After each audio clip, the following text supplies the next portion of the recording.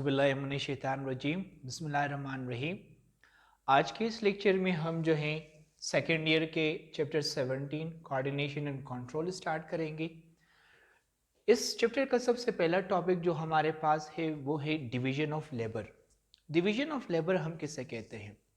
एक living organism के body में बहुत सारे सेल्स होते हैं और जब हम काम को जो है मुख्तलिफ सेल्स के बीच जो है डिवाइड करते हैं तो इस फिनोमिना को हम क्या नाम देते हैं? डिवीजन ऑफ लेबर कहते हैं।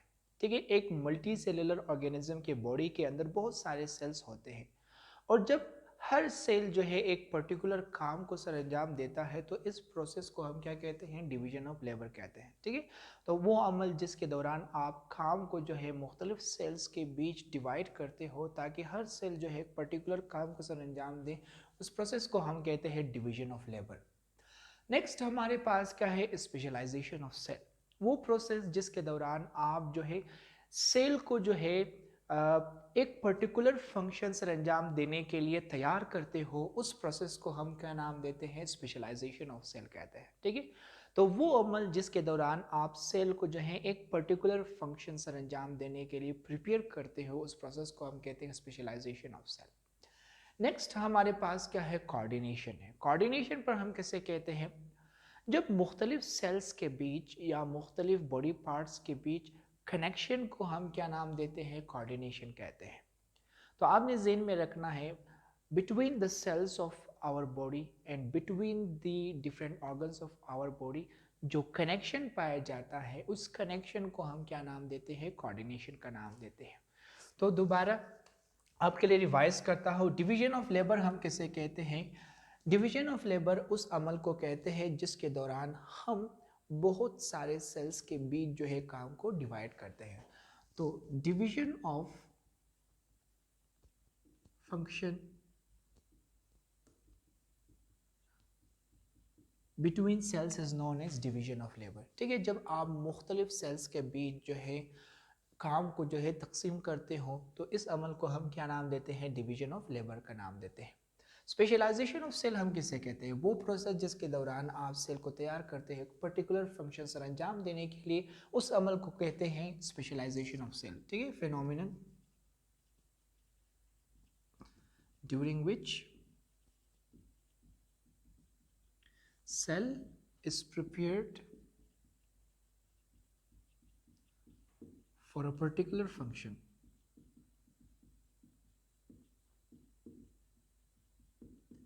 is known as specialization of cell। और coordination क्या है?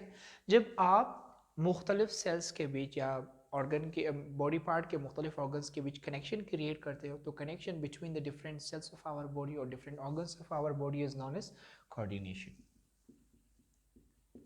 connection between different cells or organ of the body is known as coordination। तो आपने ज़हन में रखना है कि विदाउट कोऑर्डिनेशन एक लिविंग ऑर्गेनिज्म की डेवलपमेंट, ग्रोथ और उसकी नॉर्मल बॉडी फंक्शनिंग जो है ये प्रॉपरली नहीं हो सकता। तो आपने ज़हन में रखना है कि coordination, proper growth, proper development and proper functioning of the body के लिए काफ़ी ज़्यादा क्या है? एसेंशियल है। Without this all proper functioning of the body, development and growth are not possible. तो आपने ज़हन में रखना है कि कोऑर्डिनेशन काफ़ी ज़्यादा अहमियत रखता है। मिसाल के तौर पर जब हम एक्सरसाइज करते हैं तो एक्सरसाइज करने के दौरान हमारी मसल्स की oxygen demand and glucose demand क्या होता है? बढ़ जाता है। ठीक है, ड्यूरिंग द एक्सरसाइज हमारी मसल्स की ऑक्सीजन और ग्लूकोज डिमांड बढ़ जाता है।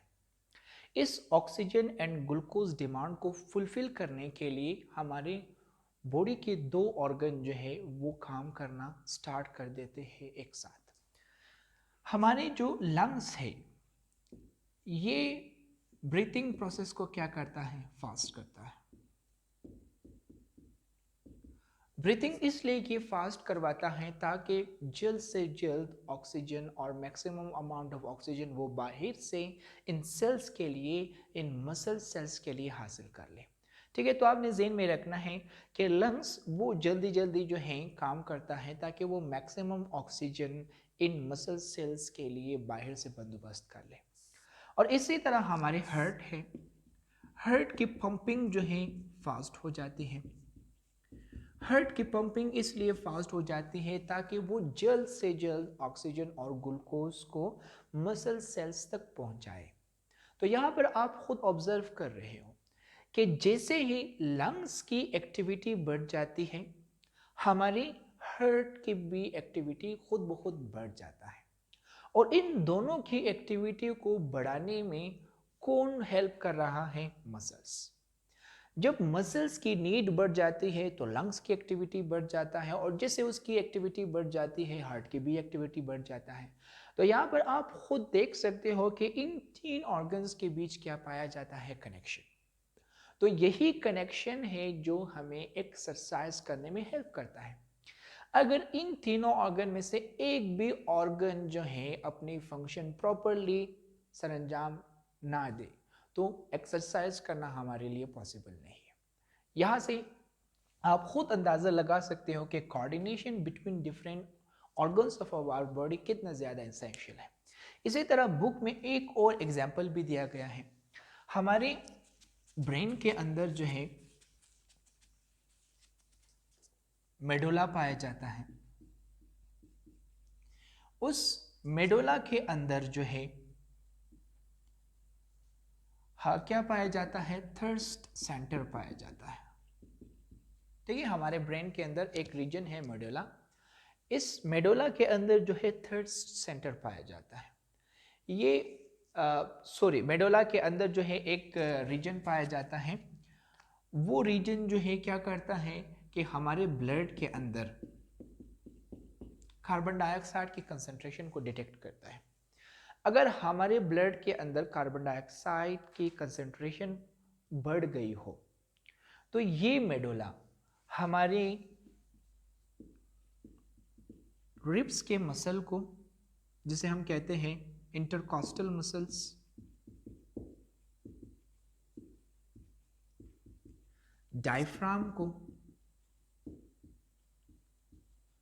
और इसी तरह जो है हमारे लंग्स को मैसेज प्रोवाइड करता है कि आप तीनों ने जो है क्या करना है, आप तीनों ने जो है अपनी एक्टिविटी बढ़ाना है। जब लंग्स, इंटरकॉस्टल मसल और डायफ्राम ये अपनी एक्टिविटी बढ़ा देते हैं तो ये क्या करेंगे कि जल्दी जल्दी कार्बन डाइऑक्साइड को ब्लड से बाहर निकालेंगे और ब्लड के अंदर जो है ऑक्सीजन को ऐड करेंगे ताकि ब्लड के अंदर ऑक्सीजन लेवल क्या हो? बढ़ जाए। तो यहाँ पर आप खुद ऑब्जर्व कर रहे हो कि ब्रीथिंग प्रोसेस किस लिए फास्ट होता है। जब हमारे ब्लड के अंदर कार्बन डाइऑक्साइड कम ज़्यादा हो जाता है तो उसको कौन डिटेक्ट करता है? मेडुला। फिर मेडुला उस मैसेज को जो है सेंड करता है इंटरकॉस्टल मसल, डायफ्राम और लंग्स को, ताकि वो जो है इस कार्बन डाइऑक्साइड को जल्दी जल्दी हमारे बॉडी में से बाहर निकाले और इसकी जगह जो है ऑक्सीजन को ब्लड के अंदर ऐड करवाए। तो अगर इन ऑर्गन्स के बीच कनेक्शन मौजूद न होता तो हम ब्लड के अंदर कार्बन डाइऑक्साइड के कंसंट्रेशन को कंट्रोल नहीं कर पाते, जिसकी वजह से हमारे बॉडी की डेथ भी हो सकती थी। तो आपने ज़हन में रखना है कि इन चार ऑर्गन्स के बीच क्या पाया जाता है? कनेक्शन पाया जाता है। ये इसको मैसेज देता है, फिर ये मैसेज उसको पहुंचाता है, फिर डायफ्राम मैसेज लंग्स को पहुंच जाता है। इस तरह जो है यही कनेक्शन है जो हमारे ब्लड के अंदर कार्बन डाइऑक्साइड की लेवल को कंट्रोल करता है। तो यहाँ से आप खुद ऑब्जर्व कर सकते हो कि हमारे बॉडी ऑर्गन्स के बीच क्या पाया जाता है? कनेक्शंस पाया जाता है। वही कनेक्शन हमारे बॉडी के नॉर्मल फंक्शनिंग को हेल्प करता है, और इसी कनेक्शन को हम क्या नाम देते हैं? कोऑर्डिनेशन का नाम देते हैं। नेक्स्ट जो टॉपिक हमारे पास है वो कोऑर्डिनेशन इन प्लांट्स है। जिस तरह एनिमल्स के मुख्तलिफ ऑर्गन्स के बीच, मुख्तलिफ बॉडी पार्ट्स के बीच कनेक्शन पाया जाता है, इसी तरह प्लांट के इंटरनल बॉडी ऑर्गन्स के बीच भी क्या पाया जाता है? कनेक्शन पाया जाता है, कोऑर्डिनेशन पाया जाता है। लेकिन प्लांट्स के अंदर मुख्तलिफ बॉडी पार्ट्स के बीच कनेक्शन क्रिएट कौन करता है? प्लांट्स के बॉडी के अंदर मुख्तलिफ बॉडी पार्ट्स के बीच ये कोऑर्डिनेशन, ये कनेक्शन क्रिएट करने वाला जो है केमिकल होते हैं। इसीलिए हम कहते हैं कि प्लांट के बॉडी के अंदर कौन से टाइप के कोऑर्डिनेशन पाया जाता है? केमिकल कोऑर्डिनेशन पाया जाता है।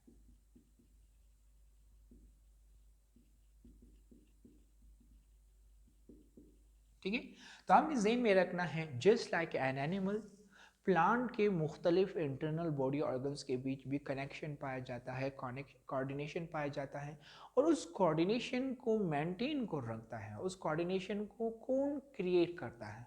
उस कोऑर्डिनेशन को क्रिएट करवाने वाला, उस कोऑर्डिनेशन को मेंटेन रखने वाला जो है केमिकल्स होते हैं। तो इसीलिए प्लांट के बॉडी के अंदर जो कोऑर्डिनेशन पाया जाता है, उस कोऑर्डिनेशन को हम कहते हैं केमिकल कोऑर्डिनेशन। ठीक है, नेक्स्ट हमारे पास है प्लांट्स मूवमेंट। प्लांट जो है लोकोमोट नहीं कर सकता, लेकिन अपने इंडिविजुअल बॉडी पार्ट्स को जो है मूव करवा सकता है, और प्लांट की मूवमेंट जो है ग्रोथ की शक्ल में होती है। ठीक है, प्लांट अपने इंडिविजुअल बॉडी पार्ट्स को जो है मूव करवा सकता है, और प्लांट की इंडिविजुअल बॉडी पार्ट की मूवमेंट वो किसकी शक्ल में होती है? ग्रोथ की शक्ल में होती है। और प्लांट ये मूवमेंट कब शो करता है? जब उसको स्टिमुलस मिल जाती है। तो प्लांट्स के बॉडी के अंदर रिसेप्टर्स हुआ करता है, वो रिसेप्टर्स जो है स्टिमुलस को डिटेक्ट करता है, और in response to the stimulus plant फिर क्या करेंगे? मूवमेंट शो करेंगे, और प्लांट की मूवमेंट किसकी शक्ल में होती है? ग्रोथ की शक्ल में होती है। और आपने ये भी ज़हन में रखना है कि प्लांट की बॉडी के अंदर ग्रोथ को कंट्रोल करने वाला कौन होता है? केमिकल्स होते हैं, और उन केमिकल्स को हम कहते हैं हार्मोन। ठीक है, क्योंकि प्लांट्स के बॉडी के अंदर मूवमेंट को कंट्रोल करने वाला केमिकल कोऑर्डिनेशन हुआ करता है, हार्मोन्स हुआ करता है, इसीलिए प्लांट के मूवमेंट काफ़ी ज़्यादा जो है स्लो होता है, काफ़ी ज़्यादा लेट हुआ है। ठीक है, तो ये था प्लांट मूवमेंट। नेक्स्ट हमारे पास क्या है? बायोलॉजिकल रिदम्स है। बायोलॉजिकल रिदम्स हम किसे कहते हैं? जब आप किसी बिहेवियरल एक्टिविटी को after each interval of time बार बार दोहराते हो, तो इस अमल को हम क्या नाम देते हैं? बायोलॉजिकल रिदम कहते हैं। मिसाल के तौर पर आप डेली क्या करते हो? आप डेली सुबह 6 बजे उठते हो। इसी तरह जब कल दोबारा 6 बजे हो जाए तो आप दोबारा जो है नींद से उठ जाते हो। फिर इसी तरह जो है नेक्स्ट डे जब 6 AM हो जाए तो आप फिर दोबारा जो है नींद से उठ जाते हो। इसी तरह रात के वक्त आप 10 बजे सो जाते हो, फिर नेक्स्ट डे भी 10 बजे सो जाते हो, फिर नेक्स्ट डे भी 10 बजे सो जाते हो।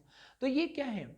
ये है एक बिहेवियरल एक्टिविटी जो आप ईच इंटरवल ऑफ टाइम, एक फिक्स्ड इंटरवल ऑफ टाइम के बाद बार बार दोहराते हो। तब जब आप एक बिहेवियरल एक्टिविटी को फिक्स्ड इंटरवल ऑफ टाइम के बाद बार बार दोहराएं, तो इस प्रोसेस को हम क्या कहते हैं? बायोलॉजिकल रिदम कहते हैं। Repetition,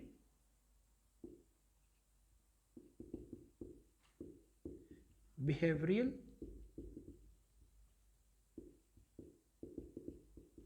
activity after a fixed time interval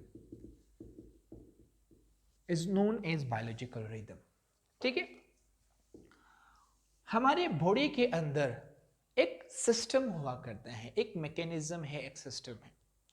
वो सिस्टम या फिर वो मैकेनिज्म जो बायोलॉजिकल रिदम को कंट्रोल करता है, रेगुलेट करता है, उस सिस्टम या उस मैकेनिज्म को हम कहते हैं बायोलॉजिकल क्लॉक। उसे हम क्या कहते हैं? बायोलॉजिकल क्लॉक कहते हैं। एक और चीज, बायोलॉजिकल रिदम ये दो तरह के होते हैं। बायोलॉजिकल रिदम हमारे पास दो तरह के होते हैं। एक को हम कहते हैं सर्काडियन रिदम, एक हमारे पास है सर्कैनिवल रिदम। अगर आप बायोलॉजिकल रिदम को विद इन 24 आवर्स रिपीट करते हो, तो इस तरह के बायोलॉजिकल रिदम को हम क्या कहते हैं? सर्काडियन रिदम कहते हैं।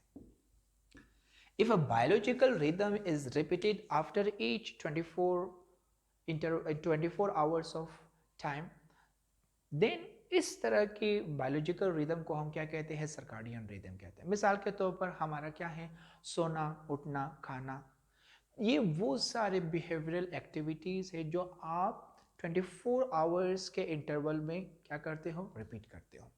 तो वो बायोलॉजिकल रिदम जो 24 आवर्स के इंटरवल में बार बार रिपीट हो जाए उसे हम क्या कहते हैं, सर्काडियन रिदम कहते हैं। मिसाल मैंने आपको क्या दिया, सोना है, जागना है, खाना है, ठीक है, ये वो सारे बिहेवियरल एक्टिविटीज़ हैं जो सर्काडियन रिदम के अंदर आता है।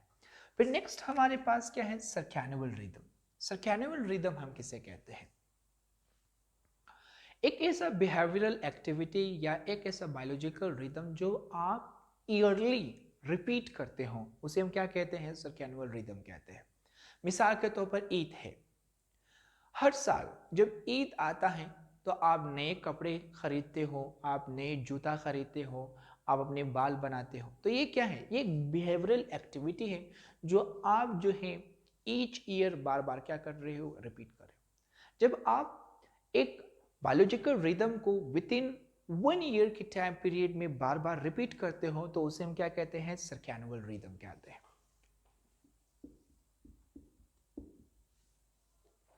इसी तरह हमारे पास बायोलॉजिकल क्लॉक भी दो तरह के होते हैं। एक हमारे पास है एंडोजीनियस बायोलॉजिकल क्लॉक, एक हमारे पास है एक्सोजीनियस बायोलॉजिकल क्लॉक।